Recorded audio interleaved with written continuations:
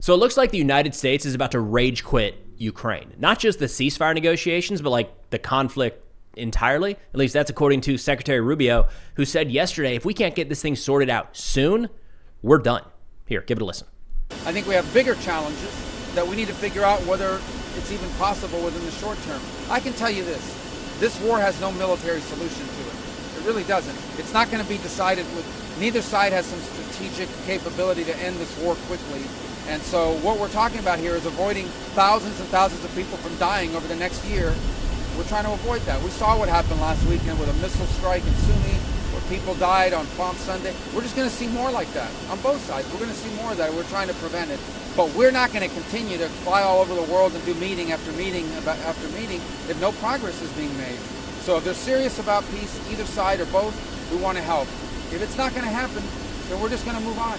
We're going to move on to other topics that are equally, if not more important in some ways, to the United States. Now, big picture here, to me at least, it seems like there's just frustration on all sides. You've got Rubio clearly frustrated here. President Trump frustrated. We're going to play some clips from him in a minute. Zelensky's getting frustrated, as we've seen in some recent interviews. I don't know if Putin's getting frustrated. He probably likes this, if we're being honest. He can see that our patience is wearing thin, and all he really has to do is wait it out and keep doing what he's doing, or maybe more appropriately, not doing what he's already not doing, which is, try to find some path to peace. But I think the reason that this is such an issue right now, and it seems like we have short patience for ending the largest land war in Europe since World War II, is a lot of the people involved right now in the decision-making process, I don't think were heavily involved in understanding this war before they came into their current positions. I would expect that Rubio and Walt and maybe a few others were, but if you look back on the campaign trail, the statements from President Trump made it seem like this is an easy fix, guys. Really simple. You just got to say the right words and we're out of there. In fact, there was a montage circulating the internet today talking about his statements at ending the war in 24 hours. Just as a refresher, let's give that a quick look. Before I even arrive at the Oval Office, shortly after I win the presidency, I will have the horrible war between Russia and Ukraine settled, and it will settle with Ukraine and Russia. I will get them to settle that war very quickly, even before I become president, as a president-elect. Ukraine and Russia, the stupidity with I will get that negotiated and ended before I ever take office. I'll do it after the election as president-elect. I would get a settlement in 24 hours, and even now I could solve that in 24 hours. I would fix that within 24 hours, and if I win, before I get into the office, I will have that war settled. 100% sure. Before I even arrive at the Oval Office, shortly after I win the presidency, I will have the horrible war between Russia and Ukraine settled, and we'll do it quickly. Now, I understand anytime Trump says something, people say, well, he's exaggerating, but the challenge here is he exaggerated that exact same way over and over and over and over and over again. To just take the 24 hours and expand it, multiply it by 10, whatever you want to do. And he was really driving home the point that there's a simple solution to this. I just got to get into office. We'll get it taken care of. In fact, it's so easy. I can get it taken care of before I'm even in office. And I think for anybody who's been following this war, which probably includes a lot of you watching this video, that seemed absurd.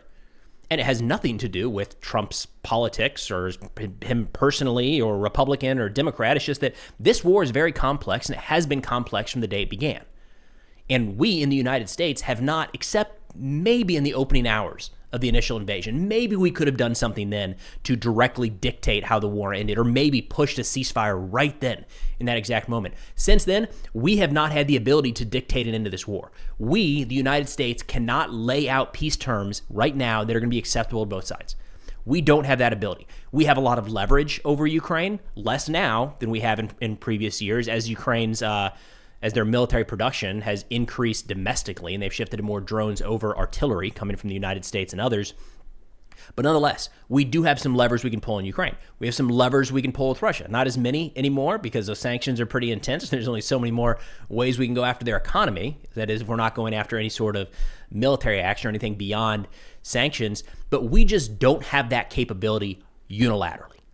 We cannot end this war. We could not end this war when Trump was talking about that on the campaign trail. We cannot end this war today.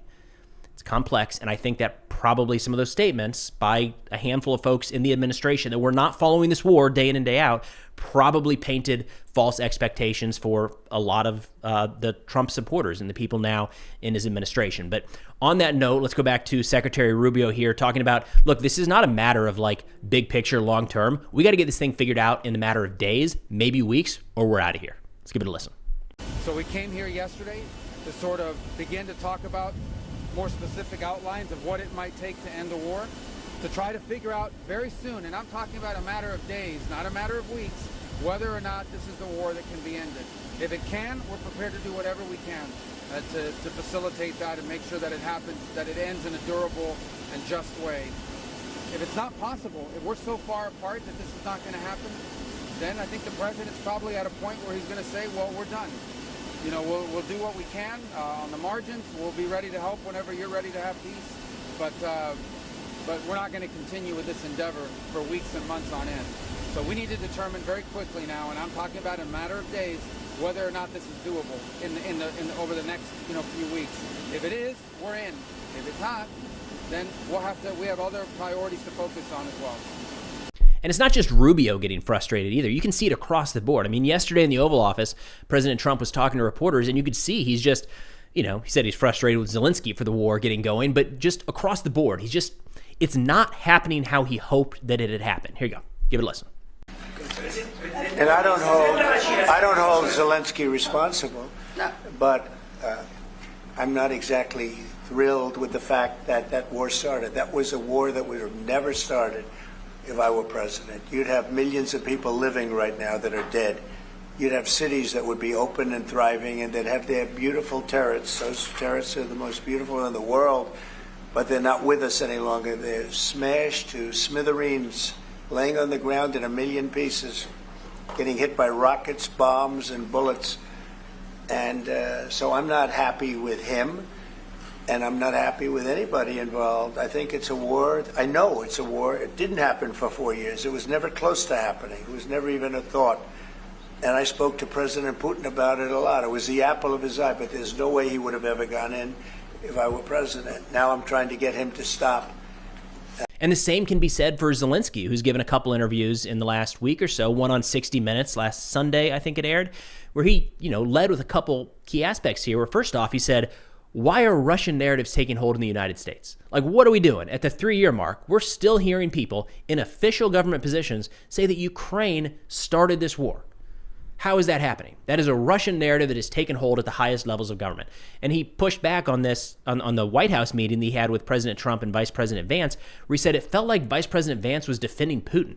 And then he had to explain to him, you can't trust this guy. We've not been able to trust him for any agreements for years. Why are you going into this with the assumption that he's an honest broker? You can't do that. And Zelensky just seemed so fed up that he was still having to explain these things 3 years into this conflict.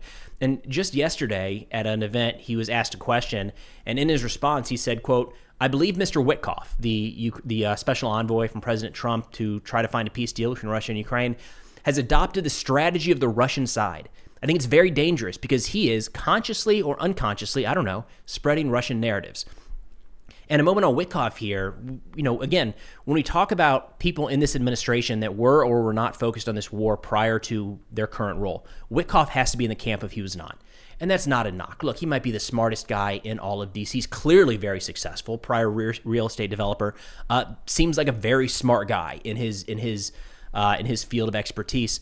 It would be weird if Witkoff was spending hours every day for the past 3 years staying up to date on the ongoing war in Ukraine. That would be out of the ordinary, right? Just not what he was doing at all. So the expectation that he comes in now and is able to understand all these nuances is probably unrealistic. Now, to be fair, there's some value a lot of times in bringing an outsider in, especially to bureaucracies like the U.S. government, where you get a fresh look on things and maybe shake it up. Take a different approach than maybe the government had been for 5, 10, 20, 50 years. There's always some value in that. The problem is what we've seen from Witkoff, in my personal opinion, is just a misunderstanding of so many key aspects of this conflict. I mean, we talked just a couple weeks ago, I made a satirical video following his interview with Tucker Carlson. First off, Witkoff couldn't name the 5 Ukrainian oblasts that Russia has claimed ownership of, which, if I'm walking down the street, I don't expect my neighbors to be able to point to Ukraine on a map, let alone name Donetsk, Luhansk, Zaporozhye, Kherson, and Crimea.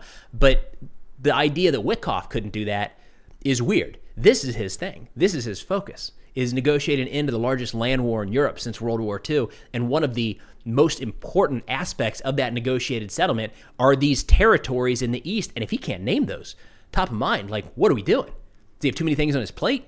And that same conversation spun into this whole talk about Russian native Russian language speakers in eastern Ukraine, which is, everybody watching this video has probably heard it enough at this point, but just please keep repeating it. My God, it's nonsense.